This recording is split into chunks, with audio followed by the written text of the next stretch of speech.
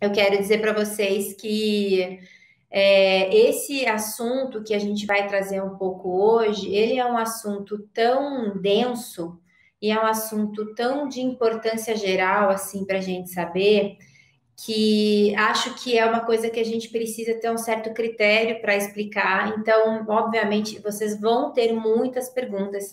Possivelmente eu não consiga responder todas aqui, mas aí as que eu não conseguir responder aqui, eu vou tentar responder depois lá no meu Instagram mesmo, no Stories, vou tentando responder essas perguntas por lá, tá? Porque são coisas que deixam a gente com muita dúvida. Eu imagino que se você está aqui, ou você trata pessoas com ansiedade e toque, ou você tem traços de ansiedade ou de toque, ou você convive com alguém que tem traços de ansiedade ou de toque, ou você acha que tem e veio descobrir. Quem será que está aqui hoje, ou não, ao vivo, ou mesmo para quem está assistindo a aula gravada, tá?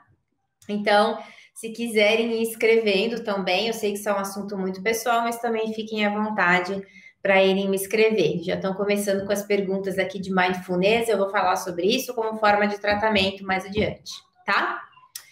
Bom, pessoal, vamos começar então. Como sempre, eu preparei aqui um roteiro para a gente não sair muito do prumo e vocês saírem sem uma linha de pensamento sobre o que eu tenho, né, para falar sobre ansiedade, sobre toque. A primeira coisa, vamos tentar esclarecer o que que é o toque. Na ansiedade, todo mundo sabe dizer, né? A pessoa está ansiosa ou a pessoa tem ansiedade. Eu já vou falar neurologicamente o que que isso significa. Mas o toque é o que a gente chama de transtorno obsessivo compulsivo, que a maioria das pessoas liga aquela mania de limpeza, aquela mania de medo de contaminação, ficar pegando na porta, né? Não conseguir ter que lavar a mão na maçaneta o tempo todo. E eu vim aqui para desmistificar um pouco esse toque, porque o toque ele é muito mais do que isso. Mas quando eu estou falando então de toque, eu estou falando do transtorno obsessivo compulsivo, que tem uma incidência na população muito maior, porque a maioria dos psicólogos não sabe fazer um diagnóstico de toque, né? A gente, na grade de psicologia tradicional, a gente passa por psicopatologias, mas a gente não se especializa em psicopatologias. É depois da nossa especialização que a gente escolhe alguma linha que dependendo da especialização que nós escolhemos, a gente vai tratar do diagnóstico, tanto da ansiedade como o TAG, que é transtorno de ansiedade generalizada, como o TOC, que é o transtorno obsessivo compulsivo. Então, tem muita gente com TOC que não sabe que tem TOC, porque realmente é preciso formação específica para psicopatologia. A TCC é uma dessas formações, né, que a gente tem esse conhecimento mesmo do diagnóstico e tratamento do toque. E aí depois a gente tem também os estudos neurocientíficos que abordam esse processo. Então também é para trazer um pouco para vocês que o toque está mais próximo da nossa vida do que a gente pensa, tá? Então eu trouxe aqui para vocês entenderem um pouquinho desses processos. Vamos começar com ansiedade, então, tá? O que a gente define como ansiedade? Então a gente começa com definição. Definição de ansiedade. A ansiedade ela tem características mais do que uma definição. A definição neurológica de pessoas que têm ansiedade elevada, ou seja, que têm um transtorno de ansiedade generalizado, que é o que a gente chama de TAG, a gente tem aí que mais ou menos antes da pandemia, uma a cada 5 pessoas desenvolveu um transtorno de ansiedade generalizada durante a vida, né? Aqui no Brasil, pelos dados do OMS. Durante a pandemia, esse índice obviamente aumentou 30%, se não me engano, eu não sei quantos por cento aumentou, né? E eu nem fico tão ligada com a porcentagem que aumentou na pandemia, porque é óbvio que isso ia aumentar na pandemia, que a gente está extremamente sendo gatilhado aí por processos ansiosos. Mas a ansiedade, ela tem características para a gente dizer que somos uma pessoa, o que é uma pessoa ansiosa, e aí a gente tem níveis de ansiedade também, né? A gente tem uma ansiedade leve, a gente tem uma ansiedade intermediária, a gente tem ansiedade alta. A ansiedade, ela é caracterizada por preocupações em excesso, é caracterizada por dores no corpo crônicas depois de um tempo que a gente já tem ansiedade, dores no pescoço, dores no estômago, dores no ombro, nessa linha aqui. Então, tem gente que não percebe os sintomas psicológicos, mas tem o sintoma físico. Ela é dores de cabeça frontal, também dessas que não tem sintomas médicos, né? Não tem causa médica. Ela também é caracterizada por pensamentos catastróficos, então, esse pensamento que eu tenho durante o dia, muitas vezes durante o dia, de que algo pode acontecer com coisas pequenas e coisas grandes. Então, tanto pensamentos catastróficos de controle, quer dizer, se a gente não fizer as coisas desse jeito, vai dar tudo errado, vão achar que eu não sou legal, vão achar que eu não sou bom, e aí a gente fica insistindo nesses pensamentos de catástrofe. Não precisa ser aquela catástrofe grande, pode ser uma catástrofe pequenininha. E também evitação. Eu começo a evitar essas coisas que me deixam muito ansioso. E essa evitação da ansiedade é o que faz a gente desenvolver outros transtornos, inclusive o toque.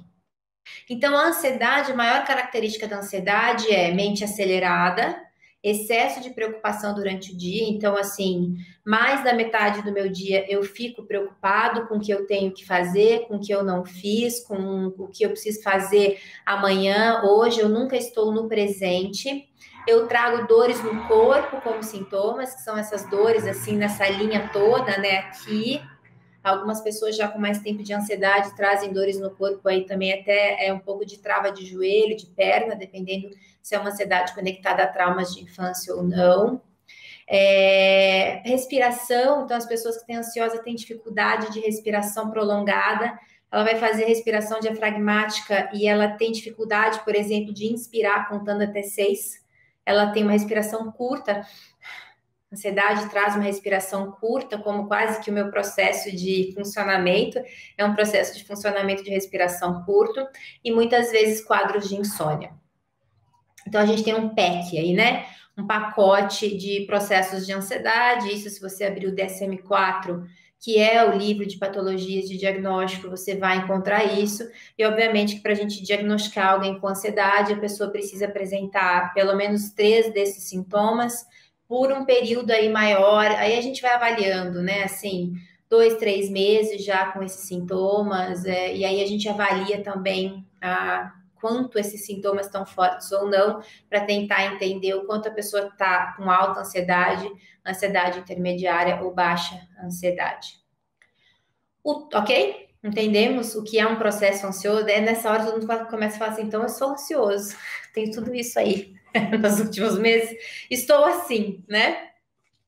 E aí, dentro dos transtornos de ansiedade tem fobia, tem o TEPT, que eu já falei aqui, que é trauma, transtorno de estresse pós-traumático, temos o TOC, que é um transtorno de ansiedade. Então, o TOC, ele faz parte também de um transtorno de ansiedade. Então, obviamente, uma pessoa que tem TOC, ela vai ter uma alta ansiedade. A gente acaba que tem que tratar essas duas coisas, né?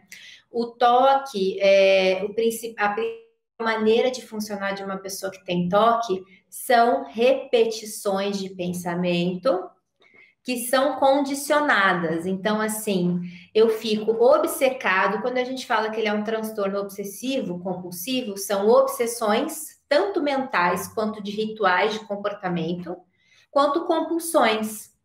Então, uma compulsão alimentar, onde eu não paro de pensar na compulsão alimentar, que está ligada a um quadro de ansiedade, pode ser toque, por exemplo, porque eu fico naquele toque e a minha maneira de aliviar a minha ansiedade é através da compulsão alimentar.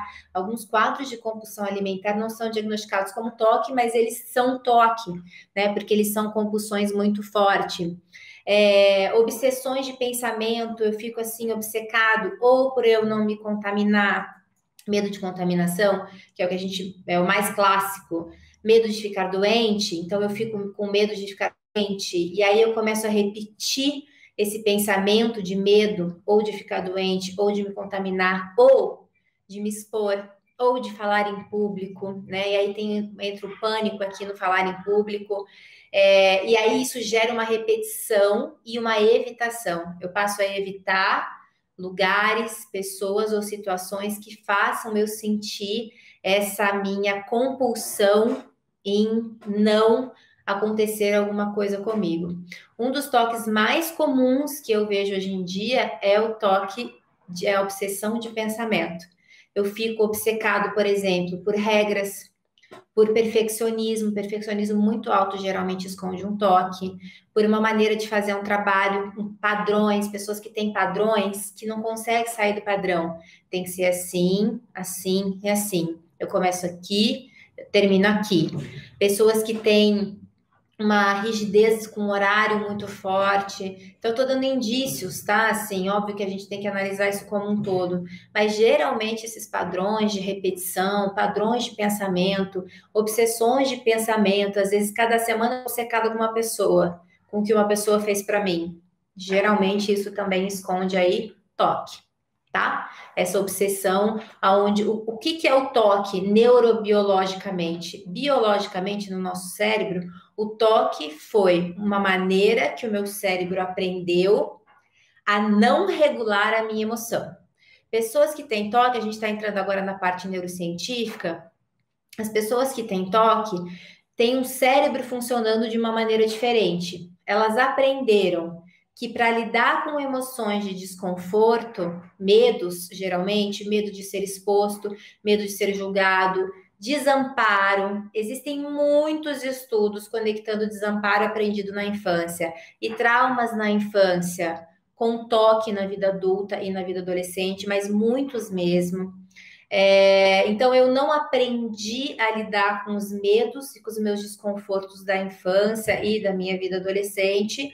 E aí, o meu cérebro foi desenvolvendo uma maneira de lidar com isso através de obsessão. Ele botou uma obsessão no lugar, ou mental ou de comportamento, de limpeza, né, de repetição de frases. Tem pessoas que têm repetição de mantras, ou de ficar pensando obsessivamente e criando pensamentos obsessivos e repetitivos na minha cabeça.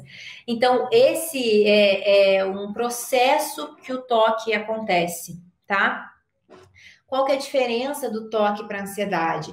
A diferença do toque para ansiedade é que a ansiedade não tem tanta repetição numa coisa só. A ansiedade, ela meio que se esvai, assim, então a gente se preocupa com 1000 coisas, não com uma, duas, né? Na ansiedade, eu me perco na emoção da ansiedade.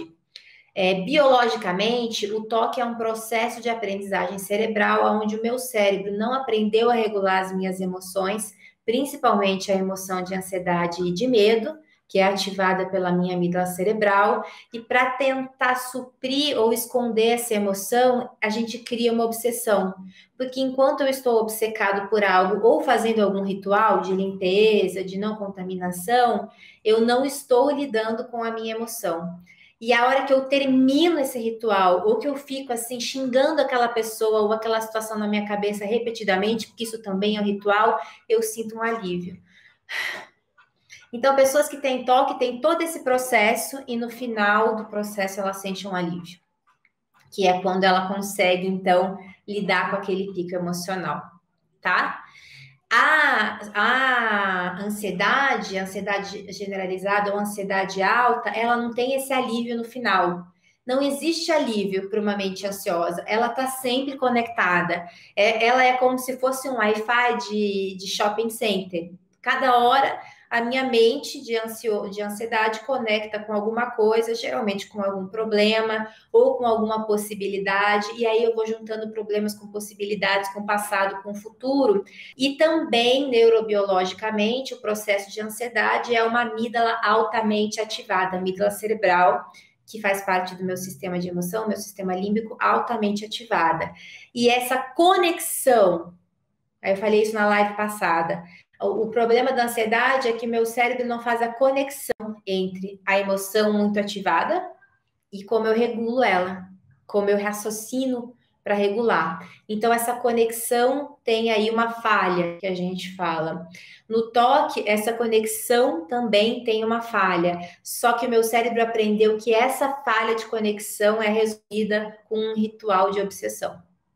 seja ritual de pensamento, né, ou seja, ritual de comportamento.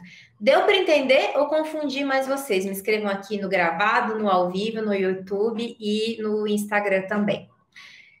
Ok? Entendemos que existe uma diferença e a diferença basicamente é a repetição obsessiva e o alívio final, que quem tem toque tem, e quem tem ansiedade não tem fim, né?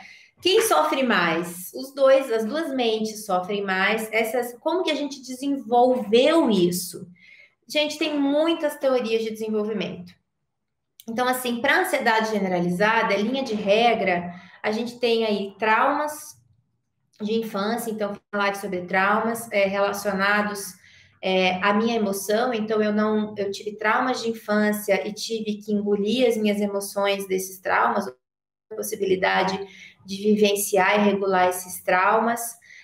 Isso foi me desencadeando medos de me expor, medos de errar, medos de não ser suficiente, e em cima desses medos, que daí vem a TCC, das minhas crenças disfuncionais de que eu não posso errar, eu não sou suficiente, a minha mente vai desenvolvendo um estado ansioso de viver. Eu não, ó, meu filho tá aqui, gente, tá fazendo barulho. Então a minha mente vai desenvolvendo essa maneira de ser, né? E é um vício. O cérebro é um vício.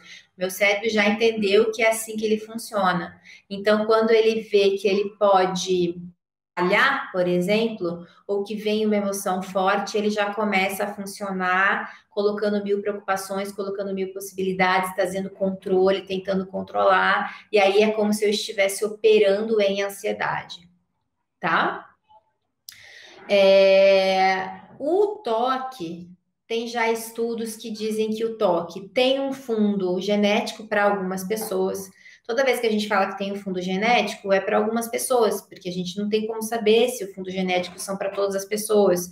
E que esse fundo genético está ligado a uma má formação dessa conexão nossa entre a amígdala cerebral e a parte do nosso córtex pré-frontal. Então, é realmente como se o meu cérebro tivesse essa falha em conseguir conectar uma parte com a outra, e aí ele teve que dar um outro jeito de funcionar, né, para regular, que foi através da obsessão. Tem estudos fortíssimos relacionando o toque ao desamparo aprendido na infância.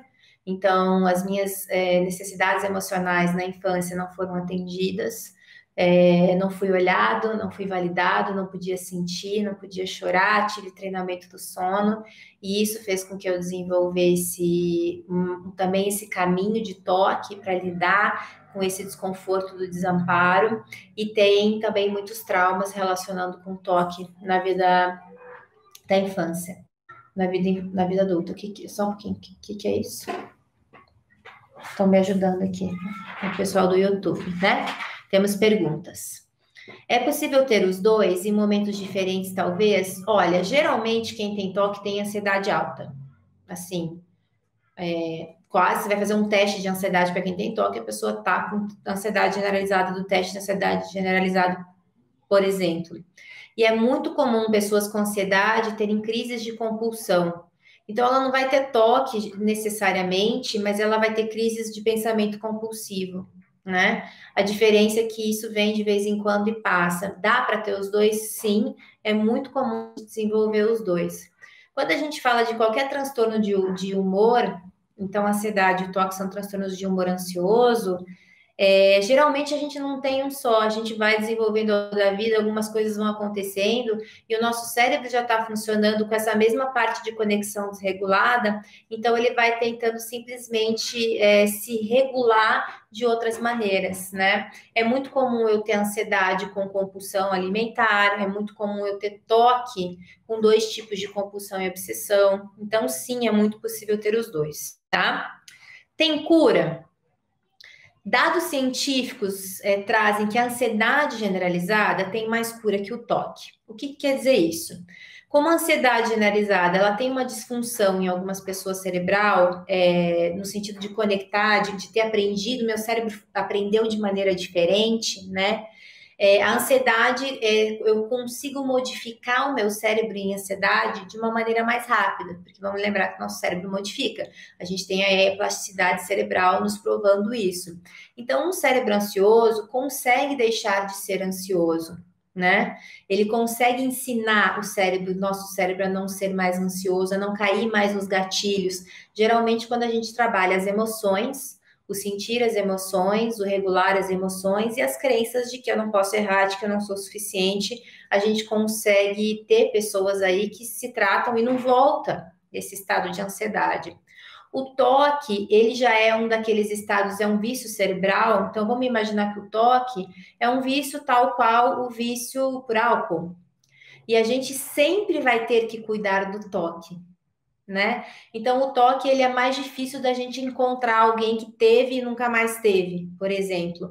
A gente vai ter aí pessoas que tratam, às vezes com medicamento e terapia, e de vez em quando, com algumas crises da vida, o toque começa a voltar, só que eu já aprendi a lidar com ele e fazer ele retroceder. Então, essa é a diferença, tá? Mas assim, o toque é aquele tipo de coisa que talvez a gente tenha que cuidar para sempre, para não cair no toque de volta, para entender quando é que eu estou começando a ter esses gatilhos, tá? O tratamento, tanto para o toque quanto para a ansiedade, você, dependendo do nível que você tem de toque e do nível que você tem de ansiedade, você precisa de tratamento tanto farmacológico de psiquiatria e tratamento psicológico. Dependendo do nível, só o tratamento psicológico resolve, né? Qual que é esse nível? O médico e o psicólogo juntos vão precisar avaliar junto com você, se você está conseguindo regular. Via de regra é assim, começa um tratamento, faço os exercícios, e eu não tenho melhora durante 1 mês, 2 meses, ou eu tenho isso desde criança, né? E aí pode ser que eu tenha um fundo genético muito grande, aí sim a gente já começa a entrar nesse tratamento duplo, para que a pessoa pelo menos restabeleça como o cérebro funciona. Porém, quando a gente faz um tratamento com medicamento, o remédio vai atuar na inibição da amígdala. Então, ele vai fazer com que a amígdala, que bombeia as emoções para a gente, deixa a gente desregulado, fique mais quietinha, né? Assim, os remédios para ansiedade, para toque.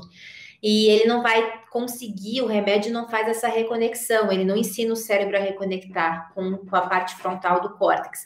Por isso que eu vou precisar de uma terapia, e de uma terapia baseada em reprogramação mental, em plasticidade cerebral, para eu conseguir ensinar basicamente o meu cérebro a fazer isso, tratando das minhas dores que me fizeram desenvolver essas doenças emocionais. Vamos chamar elas de doenças emocionais, né? Porque elas são doenças emocionais, tá?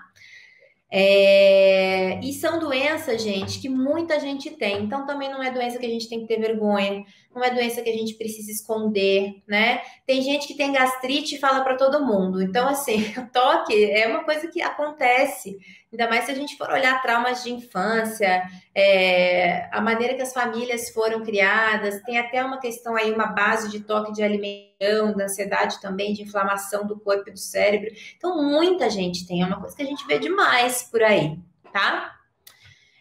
Então, é uma coisa assim, que se eu ver que eu tô com esses sintomas, ou alguém que eu convivo tô com esses sintomas, é importante de eu tratar, porque tem tratamento. Tem tratamento, e qual que é o tratamento? Então, assim, o tratamento psicológico para ansiedade é um tratamento onde a gente vai, primeiro, diferenciar tanto o toque quanto a ansiedade. A primeira coisa que a gente precisa entender é que, assim, quando o meu cérebro opera em ansiedade alta, não sou eu que estou operando, não sou eu. Então, quando a ansiedade começa a ter aquele circuito, é como se ligasse o botão e atinge o circuito da ansiedade, que ela vai começar a fazer 1000 conexões, que vai começar a me dar 1000 preocupações, eu não existo mais. A Franciele, que pensa, que pondera, não existe mais. Ligou um botão aqui, que é um botão que tomou conta de mim, que a minha amígdala está super acionada, que eu não estou conseguindo regular, e que essa minha tentativa de regular vai causando a minha ansiedade. Só que meu cérebro tenta e pifa, né? E aí eu vou tendo esse comportamento ansioso, eu vou começando a ficar com o meu corpo dolorido, eu vou começando a ficar com o meu maxilar mais travado, eu desenvolvo insônia. não sou eu enquanto eu estou com a ansiedade ativada. Essa é a primeira fase do tratamento, é o diagnóstico, entender isso é ansiedade, isso é toque, isso é uma repetição, isso é uma obsessão de pensamento, você tem obsessão por pessoas, né? Isso é toque. Coisas assim que eu tenho visto muito, toque de como eu trabalho, eu preciso ler o meu relatório 5 vezes. Se a pessoa me fala, eu preciso ler o meu relatório 3 vezes, 5 vezes, a gente já tem que investigar, né? Porque quem é que precisa ler o seu relatório 5 vezes, assim, ó, seguidos, né? E você precisa voltar. Esses tipos de repetição já levam a gente a buscar um diagnóstico, né? Não é uma coisa assim corriqueira, normal, necessária. Você ler todos os seus relatórios 5 vezes, por exemplo, antes de entregar. Então, estou dando exemplos aqui também do dia a dia para vocês irem tentando entender. Uma vez esse diagnóstico feito, eu preciso diferenciar. Quando eu entro em looping, eu chamo de looping. Quando eu looping de ansiedade, que é quando a minha preocupação está ativada, a minha respiração começa a ficar curta e eu travo o meu corpo assim, geralmente na ansiedade a gente trava para frente, assim, o corpo eu travo aqui, né? O pescoço assim de medo, a ansiedade está operando em mim, não sou mais eu. E o toque é a mesma coisa, a gente ensina para as pessoas que quando eu entro em repetição de pensamento, em repetição de medo, vai acontecer isso, vai acontecer isso, vai acontecer isso, quem está operando em mim é o toque, já não sou mais eu. Então, esse é o primeiro processo que a gente chama de processo de dissociação. As pessoas que têm toque e ansiedade muito alta, elas sofrem há muito tempo com esses sintomas, geralmente sem nem saber que eram sintomas, achando que eram dificuldades e sofrendo com essas dificuldades, né? E aí a pessoa fica com com essa culpa do problema que faz com que ela não consiga nem tratar. Então, quando a gente começa a diferenciar que quando isso está presente em você não é você, a gente tira um pouco dessa culpa da pessoa, né? Que ninguém desenvolve toque porque quer ansiedade, porque quer depressão, porque quer nenhuma doença mental. A gente desenvolve porque deseja. Então, esse é um primeiro passo, é um passo importante de quem tem entender. Quando eu estou assim, não sou eu estou operando de uma maneira que meio que toma conta de mim. Mas é possível eu sair desse estado. É muito possível. Estão me perguntando se misofonia é um tipo de toque. Não necessariamente. Tem muitos estudos específicos de misofonia, tá? Então, não necessariamente. E aí, assim, para o toque e para a ansiedade também, o tratamento adequado dentro de um processo terapêutico, então a gente tem dados neurocientíficos e dados experimentais da TCC com alto índice de cura. A gente tem, e a gente não pode negar, mesmo que eu seja da psicologia, índices altíssimos de terapia, mais meditação para ansiedade e para toque, com alto índice de cura, maiores do que só a terapia. Por quê? Porque a meditação faz com que a gente consiga mais rapidamente mudar essas estruturas cerebrais, essa conexão de regulação. Então, é como se eu estivesse fazendo um exercício a mais com o meu cérebro para fazer essa conexão de regulação, né? E esse tratamento tem que envolver, tem muitos e muitos estudos envolvendo duas coisas. Eu preciso desenvolver autocompaixão para o toque e para a ansiedade generalizada, para que eu consiga ter coragem de olhar para os meus medos e lidar com todos esses medos. E eu preciso desenvolver também, a gente chama de attachment style, que é como se fosse uma educação por apego. Então, crianças que tiveram uma educação por apego têm menos predisposição a desenvolver toque e ansiedade generalizada. Educação por apego é aquela educação baseada nas necessidades de afeto da criança e não nas ordens dos adultos. Depois vocês podem procurar ali na internet que tem muito material sobre educação por apego ou teoria do apego, tá? O apego, a validação emocional, o sentir-se amado e aceito é um dos critérios mais importantes para que a gente consiga curar a ansiedade generalizada e diminuir a incidência de toque. Se eu vou para um tratamento onde o meu terapeuta ou o meu médico psiquiatra faz com que eu me sinta mal com esses sintomas, eu não vou conseguir me curar, mesmo que eu tome remédio. Faz parte, e isso está nos estudos neurocientíficos dos maiores estudiosos de toque e trauma do mundo, né? que faz parte de um tratamento desses transtornos de humor, eu me sentir acolhido durante o tratamento e eu aprender a acolher a mim mesmo. E eu começo a fazer exercícios de entender que isso é uma condição, eu não sou isso, isso é uma condição, é como se fosse uma gastrite. A gente não é uma gastrite, né? Você não sai por aí com cara de gastrite. É a mesma coisa de ansiedade e toque. Você não é um toque, você não é uma ansiedade generalizada, isso é uma condição que está convivendo com você. Então, eu entendo que isso é uma condição e eu posso sim diminuir o impacto dessa condição na minha vida. É o mesmo processo. Ao entender isso, eu vou conseguindo acalmar o meu sistema nervoso. Aí, o tratamento eu vou o que é que me deixa em gatilho, que a gente chama, né? O que é que me tira do meu estado normal de funcionamento e a gente vai coisa a coisa que me tira do meu estado de funcionamento normal, tratando e reprogramando. Então, isso principalmente para o toque. Para o toque ainda, a gente tem que fazer uma escala de medo, tem que ver que medo que é real, que medo que não é real, e a gente trata medo a medo, ritual a ritual, comportamento de obsessão, a gente trata isso. Mas a primeira coisa que a gente precisa para os dois tratamentos é fortificar a pessoa mentalmente e emocionalmente. Uma pessoa exausta, por exemplo, mães que estão amamentando, que acordam a madrugada inteira, que têm filhos pequenos e que estão com ansiedade alta ou toque, vão ter muito mais dificuldade de tratar, porque o cérebro dela já está em fadiga, o sistema dela já está em colapso. Quando ela vai tentar regular, ela não tem forças mentais para regular. Então, vai levar mais tempo esse tratamento e a gente precisa ter essa compreensão, tanto a gente mesmo, para quem tem, quanto quando a gente convive, que esse processo com as pessoas que já estão também exaustas, porque às vezes eu tenho estresse, né? Fadiga, estresse, ansiedade, toque, tudo junto.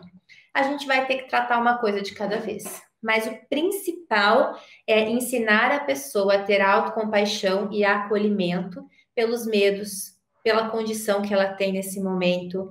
E aí a gente depois começa a ensinar a encarar medo a medo, medo de ser exposto, medo de ser rejeitado, medo de errar, medo de falhar, e ensina a pessoa a regular as emoções do medo. A cereja do bolo desses tratamentos é ensinar a pessoa a sentir, porque quando a gente vai avaliar como cerebralmente, né, a amígdala nesses dois processos é ativada e a pessoa não consegue fazer essa conexão, ela meio que tende a sentir. Então, todo sentimento vira ansiedade, todo sentimento vira toque. Entende? É como se a pessoa, estou usando a gastrite, mas é como se a pessoa que tivesse gastrite, o organismo ficasse tão viciado que qualquer uva dê gastrite nela. Então, depois que a gente fica muito tempo com toque e ansiedade, é isso que acontece. E um bom tratamento, a gente vai ensinando a pessoa, então, a refazer esses processos. Vou ler algumas perguntas aqui, que temos várias. É possível ter pensamentos obsessivos frequentes sobre as pessoas e não ser toque? É possível, mas eu avaliaria, tá? O quanto que isso te prejudica, porque o toque ele dá um prejuízo para gente mental. Ele dá um prejuízo. Eu gasto muito tempo pensando nas repetições e eu tenho evitação. Eu evito coisas por causa das repetições. Essa é a questão principal do toque. Vamos ver perguntas aqui. Temos muitas. Aprender a meditar, tem alguma dica? Olha, gente, para aprender a meditar, a melhor maneira, para mim, que eu indico, são com os aplicativos de meditação. Você achar, tem muitos aplicativos, você acha um que você goste, começa com meditação guiada, aqueles que te guiam, começa com 5 minutos, não comece com mais do que isso, com aqueles aplicativos que eles te guiam com uma voz. Então, essa é a melhor maneira, ao meu ver, de aprender. Cada pessoa, obviamente, vai ter o seu jeito. Qual outra para crianças, né, além da terapia? A criança que tem esses processos, ela tem que ter toda uma avaliação, se isso é do ambiente, se isso está com uma característica genética, que pode ser modificada, a característica genética, ela só vai levar um pouco mais de tempo, e obviamente que o tratamento de toda criança vai ser um tratamento através do lúdico e através da mudança do sistema familiar. Né? Então, toda doença mental de uma criança, o sistema precisa mudar para não reforçar, para entender os gatilhos, para ajudar a criança a lidar com os gatilhos e também para entender e ajudá-la a se regular através do lúdico, o que eu digo é da brincadeira, tá? E estão me perguntando, como que eu ajudo um adolescente que começou a tomar banho muito demorado, passa muito sabonete e fica com a pele seca? Que pode ser uma questão de toque, né? Eu imagino, porque é uma questão de tirar contaminação. Levar no psicólogo para entender até que ponto isso é um toque ou não é só um comportamento de adolescente. Se a pele começar a descamar, me preocuparia. Se a pele não começar a descamar, eu ainda não me preocuparia. De volta, gente, estou respondendo perguntas ao Léo, né? Assim, toda dúvida a gente leva para fazer uma avaliação, tá? O psicólogo necessariamente tem que falar para o paciente que ele tem toque? Ó, na TCC, nos estudos científicos da TCC, o princípio básico para tratar a psicopatologia, que é o toque e a ansiedade, você tem que saber o que você tem. Na neurociência, já está assim bem comprovado que quando o meu cérebro identifica o que está acontecendo comigo, quando eu nomeio isso é ansiedade, isso é toque, automaticamente eu tenho mais possibilidade de me regular. Então, assim, eu não vejo um tratamento muito efetivo quando eu não sei o que eu tenho. E se a gente estiver falando, estamos falando de seres humanos, adultos, adolescentes, assim, por que é que eu não posso saber o que eu tenho se a minha possibilidade neural de regulação é muito maior e se os estudos científicos me dizem que quando eu sei, eu tenho mais chances de cura, inclusive esse é um método usado tanto pela neuro quanto pela TCC. Eu tenho que saber o que eu tenho, isso se chama psicoeducação. Eu sei o que eu tenho e a gente inclusive indica, compre livros sobre isso, leia sobre os seus sintomas, porque quanto mais você souber, mais você vai ter autonomia sobre o seu processo de cura. Quem cura a gente de toque não é um psicólogo, nem muito menos um médico, é a gente mesmo. Então a gente precisa saber o que a gente tem. O psicólogo, o médico, eles nos ajudam a orientar para os passos para que eu chegue numa cura mais rápida, tá?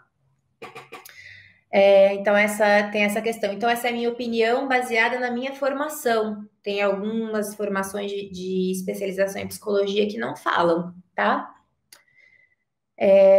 Sobre identificar em crianças, são os mesmos sintomas? Estão me perguntando. Os sintomas na criança não são necessariamente os mesmos. No adolescente, sim, você já vai identificar aí, assim, esses mesmos sintomas do adulto, mas na criança você vai identificar bruxismo como uma ansiedade leve, você vai identificar muita agitação, muito grito durante o dia, começando a desenvolver características de ansiedade. Você vai identificar fobias alimentares, que pode ser que tenha a ver com esse medo de contaminação, tá? Como mãe, como pai, a gente meio que segue a intuição. Tem algo que não tá legal. Meu filho desregulou, minha filha tá desregulado. Já faz tempo que eu tô vendo que ele tá tentando combater alguma coisa. Aí você leva para um psicólogo, para o psicólogo conseguir te ajudar a identificar, tá? Data para o próximo Equilibre-se, já falei, dia 24 de setembro. Meu filho fez o Equilibre-se e percebe ele mais tranquilo. Olha, gente, uma mãe falando que o filho fez o Equilibre-se. Não sei qual a idade do seu filho que fez o Equilibre-se. E que coisa boa que ele tá mais tranquilo, tá? E aí estão me perguntando se as crianças precisam saber que elas têm ansiedade. Depende da idade da criança, tá? A criança precisa saber que está acontecendo alguma coisa com ela e que ela tem capacidade de sair desse processo. A criança, ela é igual adulto, mas a gente faz isso de uma outra linguagem, numa linguagem que ela entenda, numa linguagem que mais lúdica, tá? Ó, estão dizendo aqui, meu filho tem 21 anos. Que bom que seu filho melhorou. Fala para ele me escrever um feedback, que é muito bom eu receber um e-mail de feedback. Então, pessoal, tá claro essa questão do que é, que existe uma diferença. E aí tem uma coisa muito importante sobre tanto a ansiedade quanto o toque, que é assim. Muitas pessoas que eu ajudo nesse processo me dizem assim: como é que a gente mede uma melhora? Como é que eu sei se eu tô melhorando? Você vai começar um tratamento de ansiedade e você não vai ficar bom da noite pro dia. Tua mente, que demorou talvez 20 anos, 30 anos, 40 anos para se acostumar a ficar ansiosa e ter esse processo vicioso, não vai deixar de funcionar assim em 2 meses, em um mês. Mas em um mês você já tem que começar a ver que a frequência de episódios diminuiu. Então, como é que nós medimos uma melhora? da frequência de episódios. Eu vou ficar sem episódio de toque? Não vai. Você vai diminuir a frequência. Você tinha, então, qual que é a primeira pergunta que a gente faz? Nível de ansiedade na semana, de 1 a 10. 10. Nível de ansiedade hoje, 8. Quantas vezes você se sente nível de ansiedade 8 durante o dia? Aí a pessoa começa a anotar. Aí ela anota, sei lá, 30, numa ansiedade muito alta. Pensa, é o dia inteiro eu não consigo contar. Aí você chega na outra semana com os exercícios que você passou, de se identificar, de regular, de autoaceitação, de todos esses exercícios. Quantos episódios de ansiedade você teve hoje? Ah, eu tive 15. Então você já está melhorando.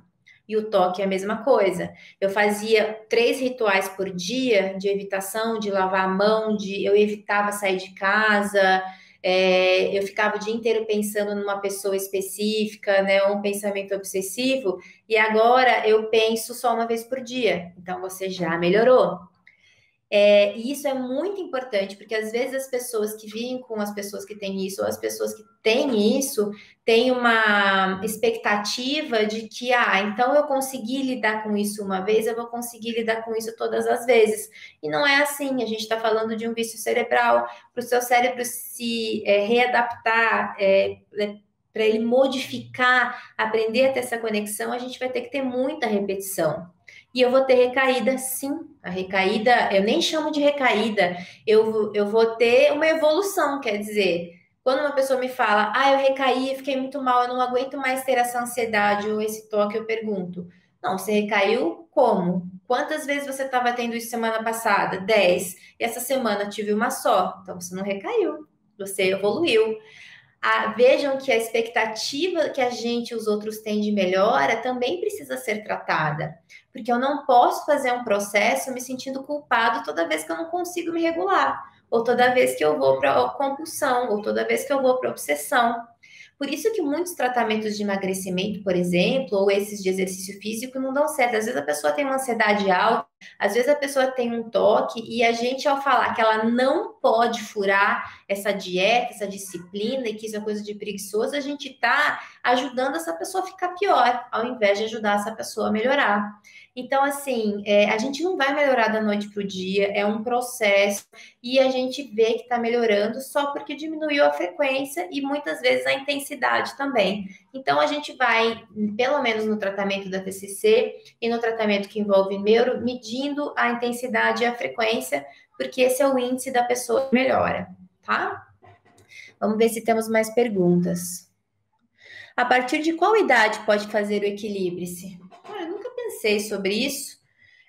Eu criei esse projeto para adultos, então, a partir de 19, 18, 19 anos, que é quando a gente consegue entender o que sente, fazer uma aula e regular o que sente. Não faria antes disso, acho que a gente precisa de tratamentos específicos para adolescentes e crianças, tá? Então, idade adulta.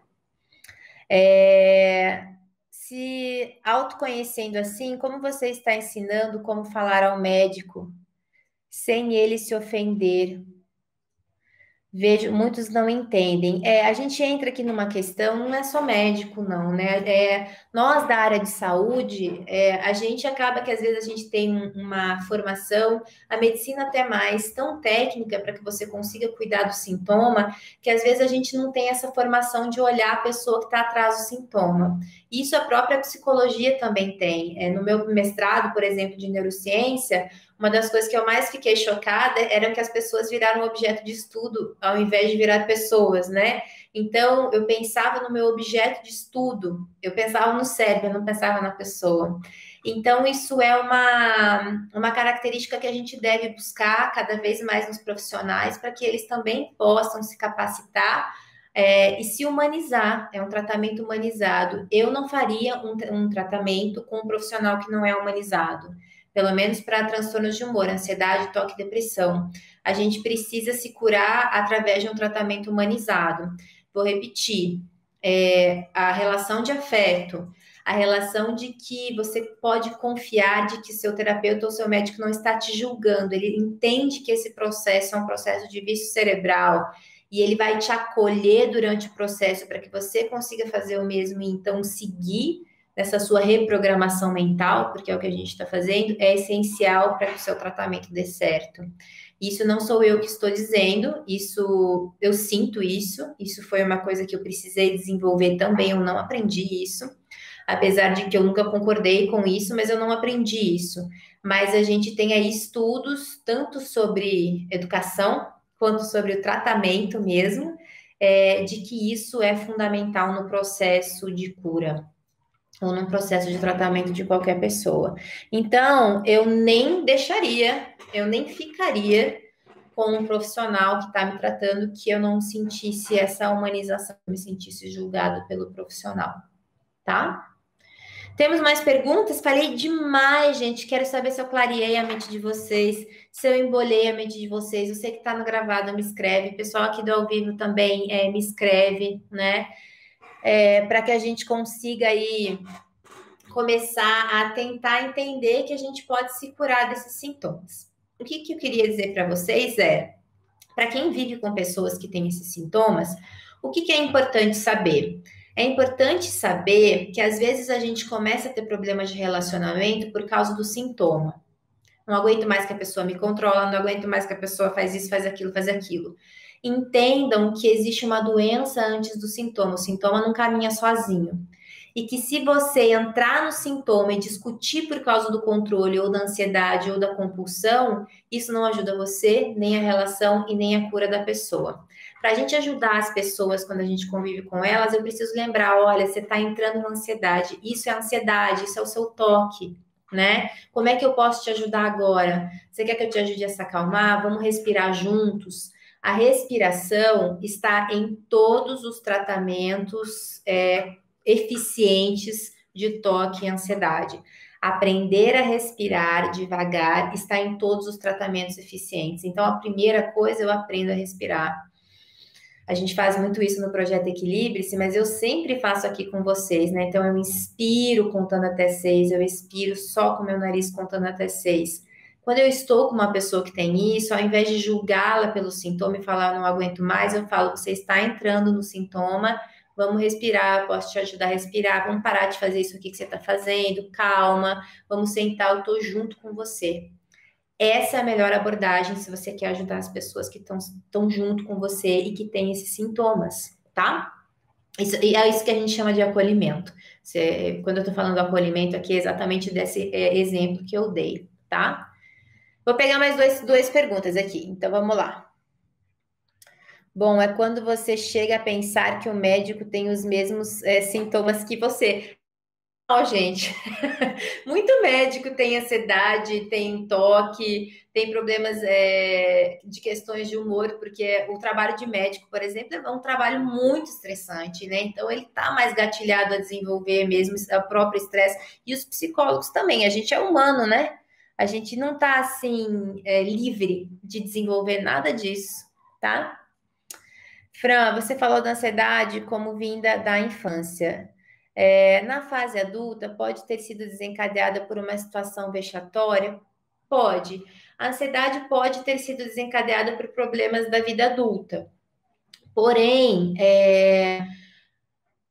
pode ser problemas que de repente eu já tinha algo ativado lá na infância que me desencadeou a ansiedade. Mas assim, crises fortes também desencadeiam. Por exemplo, a perda de um emprego onde eu perco tudo, que são crises fortes, a perda de um relacionamento onde eu também fico sem chão, sem dinheiro, sem nada, a perda de uma pessoa, de mãe, pai, de um cônjuge, uma doença muito séria. Então, essas vivências da vida adulta, que a gente tem uma cisão na vida, que a gente tem que se reconstruir, que a gente é negado ou tirado de coisa, a perda de um filho, elas podem sim desencadear qualquer um desses problemas mentais. É um trauma, né? Um tipo de trauma, só que um trauma da vida adulta, tá? E aí a gente trata também. Porém, é mais fácil de tratar do que quando o trauma vem da infância, porque a pessoa já veio com um processo que ela aprendeu a regular, algo aconteceu, ela desregulou. Então, é mais fácil de tratar, tá? No trabalho, por exemplo, sim, né? Principalmente com relações tóxicas, né, no trabalho. Fran, o bem que você nos faz é maravilhoso. Obrigada, Carol. Carol, já estou com saudade. A Carol era lá do Projeto Equilíbrio, sempre está aqui com a gente nas nossas lives. Obrigada pela live. Gostaria que falasse sobre ansiedade e velhice. Nossa, é um bom tema. A minha supervisora de mestrado era especialista em ansiedade e velhice. Vou trazer os estudos dela aqui para vocês. Aquele exercício de ficar para a cabeça para baixo serve para toque também? Dependendo do toque. Se a pessoa tem um toque ligado a trauma, aí não. Aí ela vai ter super oxigenação. Quando ela virar de cabeça para baixo, talvez ela não fique melhor deitar no chão e botar a cabeça para cima, que foi o exercício de raiva que eu passei, tá? Vocês podem ter como praxe assim, se eu estou fazendo o exercício de respiração e eu começo a passar mal com o exercício de respiração, ou é porque eu estou fazendo de boca aberta e eu estou fazendo uma respiração curta ao invés de longa, então aí eu tenho que mudar, tenho que fazer uma respiração longa e fechar a boca, ou é porque respirar ativa um trauma, e aí é trauma. Então eu não preciso começar com esses exercícios, aí a gente tem que desenvolver outros exercícios para as pessoas, tá? Mas isso já é uma coisa aí, também isso são dados das pessoas que estudam trauma e neurociência. A Débora, minha amiga, a da live de hoje foi de emocionar. Beijo, Débora. Só assim, né, que a gente vê os amigos. Percebi comportamento mais ansioso desde a perda de um emprego. Foi quando passei a observar as minhas reações.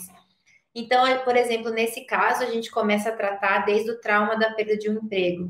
Mas provavelmente essa perda de um emprego te fez reforçar alguma sensação de menos-valia, que é o que a gente chama de crença limitante de que eu não dou conta, de que eu preciso ter medo do futuro ou do mundo, e a gente começa a te ajudar a reprogramar essas emoções de medo, porque aí é medo, né, que vai causando ansiedade, a aceitar o medo, a deixar o medo vir, a acolher o medo e depois regular o medo. Então, é esse o mesmo processo. Que no final das contas, isso é a gente trabalhar a autocompaixão, né? Essa aceitar as emoções é trabalhar a autocompaixão. Então, vejam como a autocompaixão é um componente essencial, né? A gente aprender a se amar, mesmo com as nossas características mais difíceis, faz parte de um bom tratamento, tá?